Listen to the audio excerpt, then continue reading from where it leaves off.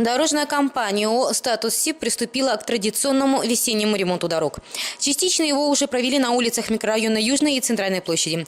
Если погодные условия не изменятся, ямочный ремонт будет завершен в ближайшие дни, а бригада займется восстановлением дорожного полотна по улице Советская и переулок Пионерский. Ремонт дороги также будет произведен по переулку Школьной и главной дороге Змейка на участке ранее не асфальтированном. Также с 12 апреля подрядчик в рамках гарантийных обязательств приступит к устранению дефектов дорожного покрытия на участках, где работа была выполнена ранее. Я хочу с удовольствием заметить, что ям этой весной меньше, нежели было в прошлом году. В прошлом году у нас работы по благоустройству наших дорог выполняла компания «Статус СИП» с Людянкой.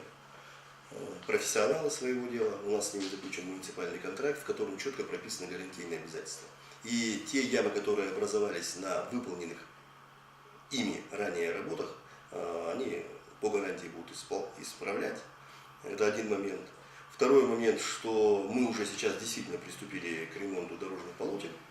Я думаю, что в ближайшее время мы с этой задачей справимся. И сходу мы переходим уже вот к тем работам, которые я озвучил ранее. Что касается проблем вообще дорог, есть серьезная проблема нашего отношения. Вот помните, в прошлом и в 2015 году, и в прошлом году мы ремонтировали дорожные полотна, да, и у нас некоторые предприятия приходили, получали разрешение на производство работ, где требовалось разрушение асфальтовых покрытий. И, к сожалению, львиная доля тех разрушений, которые было сделано, оно не исправлено. Вот напротив моего дома, там 181-го, управляющая компания получила разрешение, выполнили работы, асфальт там провалился, там сейчас огромная яма. Бордюрные камни и старое асфальтовое покрытие, которое они демонтировали, свалили в газон, и до сих пор это не убрано, хотя мы написали много писем. В районе школы номер 11 были выполнены работы по асфальтированию, также произошел порыв на холодной воде, раздолбили дорогу, прокопали траншею, засыпали щебнем, и на этом все закончилось. Я хочу сказать, что надо иметь совесть, когда нас призывают к соблюдению чистоты и порядка в городе, да, и при этом призывают те, кто их